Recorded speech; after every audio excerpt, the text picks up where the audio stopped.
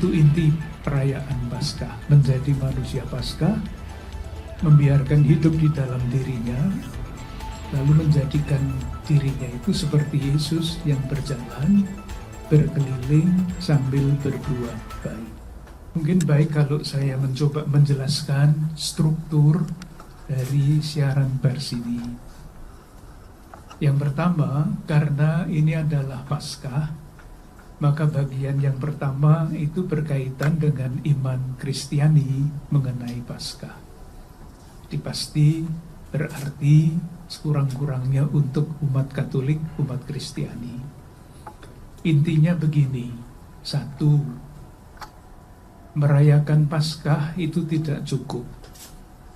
Yang mesti dicapai adalah dengan merayakan Paskah, saudara-saudara kita yang merayakan Paskah itu menjadi manusia Paskah. Itu kata kuncinya, manusia Paskah. Manusia Paskah itu yang seperti apa? Tentu yang membiarkan Kristus yang bangkit hidup di dalam dirinya. Sehingga hidupnya, pilihan-pilihan hidupnya, pilihan-pilihan tindakannya itu tidak ditentukan oleh dirinya sendiri saja, tetapi oleh Kristus yang hidup di dalam diri orang yang percaya itu. Nah, indikatornya apa kalau orang yang membiarkan Kristus hidup di dalam dirinya? Indikatornya secara umum adalah seperti Yesus yang selalu berjalan, berkeliling sambil berbuat baik. Itu inti perayaan Paskah, menjadi manusia Paskah, membiarkan hidup di dalam dirinya, lalu menjadikan dirinya itu seperti Yesus yang berjalan, berkeliling sambil berbuat baik. Itu yang pertama. Yang kedua, berbuat baik itu kan konsep yang sangat luas. Maka harus dirinci berbuat baik itu apa.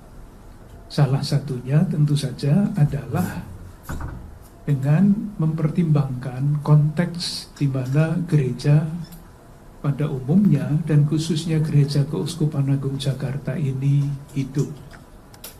Di pusat kota Jakarta, di wilayah Negara Kesatuan Republik Indonesia.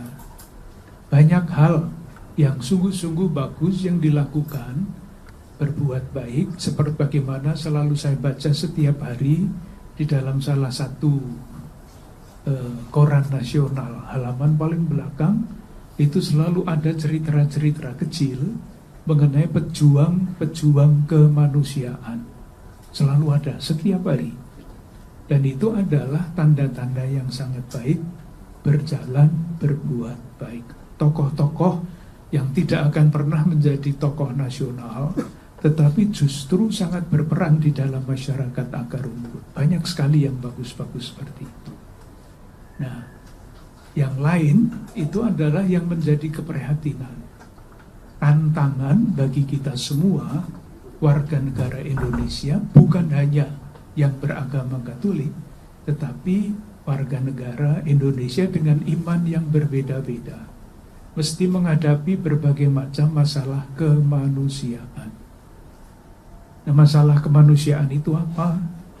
Ya, tadi yang saya sampaikan di dalam homili di dalam gereja supaya didengar oleh umat Katolik. Jadi misalnya salah satu yang sangat sekurang-kurangnya yang masuk ke WA saya itu adalah perjuangan melawan tindak pidana perdagangan orang. Teman-teman di NTT itu selalu berbicara mengenai itu. Tentu saja bukan hanya di NTT, tetapi di tempat-tempat lain yang memang menjadi semacam pusat yang memperdagangkan orang itu. Itu keprihatinan kita semua. Nah, di mana, dalam hal apa kita bisa berbuat baik ketika negara kita, masyarakat kita itu masih ramai dengan perdagangan orang? Satu. Yang kedua, judi online. Seandainya tidak ada judi online, tidak banyak saudara-saudara kita yang sekian banyaknya itu menjadi miskin. Yang paling banyak menjadi korbannya adalah saudara-saudara kita yang memang karena entah apa dorongan yang memaksa mereka untuk berjudi, akhirnya habis-habisan.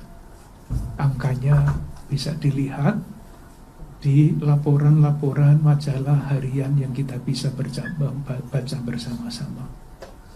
Yang sangat mengerikan juga adalah korupsi. Tadi saya membacakan yang dikatakan oleh Paus Fransiskus mengenai korupsi. Saya bacakan lagi ya, karena itu kejahatan publik yang sangat merusak. Kata-kata Paus Fransiskus itu tidak untuk bangsa Indonesia, tetapi untuk korupsi pada umumnya. Dikatakan begini, luka-luka bernanah. Coba silahkan perhatikan kata itu. Ini saya mengutip, bukan karangan saya. Luka-luka bernanah akibat korupsi ini merupakan dosa berat yang berteriak ke surga. Karena luka itu merongrong dasar-dasar kehidupan pribadi dan masyarakat, korupsi membuat kita tidak mampu melihat masa depan dengan penuh harapan. Karena keserakahannya yang lalim itu menghancurkan harapan-harapan kaum lemah dan menginjak-injak orang yang paling miskin di antara kaum miskin. Korupsi adalah skandal publik yang berat. Kalau korupsi itu dijalankan oleh suatu lembaga atau orang yang di dalam lembaga itu disebut wakil Tuhan, Tuhan yang macam apa yang diwakili dengan korupsi itu? Pertanyaan yang sangat dahsyat. Kalau wakil Tuhan yang berkorupsi itu menjatuhkan hukuman di dalam pengadilan, hukuman macam apa yang akan dijatuhkan oleh pribadi-pribadi seperti itu? Ini sehari-hari kita baca di dalam laporan-laporan media massa. Belum lagi adanya kekerasan di dalam rumah tangga, kekerasan antar warga kampung. Tadi malam, hari Jumat malam, itu ketika teman-teman mahasiswa berziarah berjalan kaki malam hari dari Jakarta Selatan sampai ke sini, di tengah jalan mereka bertemu dengan tawuran. Ketika masyarakat masih suka tawuran, itu pasti ada sesuatu yang tidak beres, entah apa. Itulah tantangan-tantangan konkret dan sekian banyak yang lain yang saya tidak mengatakan dengan istilah yang lain, yaitu tantangan bagi kita semua. Tidak usah menyalahkan siapa-siapa, harus mencari akar-akar menurut tanggung jawab yang berbeda-beda. Pemerintah negara mencari akar dari masalah itu dan mencoba mencari jalan keluar. Dunia bisnis mesti mencari akar dari semuanya itu dan terlibat di dalam mengusahakan kebaikan bersama. Masyarakat warga, kita semua juga mencari jalan-jalan yang mesti kita temukan agar kita ikut berjalan sambil berbuat baik itu. Itu yang kedua dan ketiga. Atau keberapa tadi ya, pokoknya itulah isinya. Nah, yang terakhir, bersama-sama dengan Gereja Katolik seluruh dunia, Gereja Katolik di Keuskupan Agung Jakarta dan di Indonesia sedang merayakan yang namanya tahun yubileum. Tahun yubileum itu diadakan 25 tahun sekali. Jadi nanti tahun berikutnya ya tahun 2050. Apa itu isinya? Secara singkat begini, ini tentu khas Katolik, karena yang merayakan hanya Gereja Katolik. Kalau melihat sejarah umat Allah, mereka kan diberi hukum-hukum Tuhan, katakanlah begitu ya. Harapannya supaya mereka itu hidupnya damai, sejahtera, menjadi suatu tanda petik bangsa yang semakin berbakti kepada Allah. Dan bangsa yang semakin berbakti kepada Allah itu indikatornya adalah keadilan, damai, sejahtera, itu indikatornya.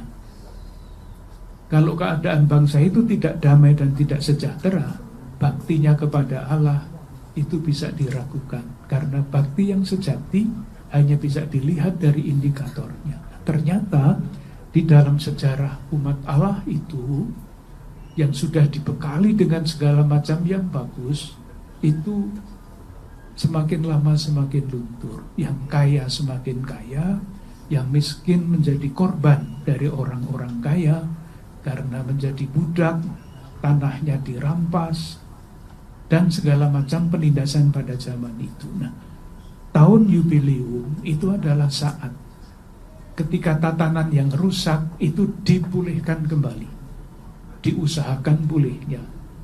Orang yang dijadikan budak karena entah apa dibebaskan, supaya dia bisa memulai lagi sesuatu yang baru di dalam kehidupan ini. Hutang-hutang yang membuat dia itu tidak bisa membayar, lalu dirampas tanahnya dikembalikan kepada yang punya, supaya saudara-saudara kita yang tidak berdaya itu bisa bangkit kembali. Nah, Gereja Katolik Keuskupan Agung Jakarta sedang merayakan ini, dan temanya tahun ini adalah Peziarah Pengharapan. Maka umat Katolik dituntut, tidak hanya diminta, dituntut untuk mencari jalan supaya menjadi peziarah pengharapan dan penabur pengharapan. Sebagai masyarakat, warga masyarakat biasa, kita tidak akan mampu melakukan hal-hal besar karena kita tidak mempunyai kewenangan atau di dalam posisi menentukan kebijakan. Tetapi meskipun demikian, dalam keadaan apapun, kita dituntut untuk rajin berbuat baik secara kontekstual.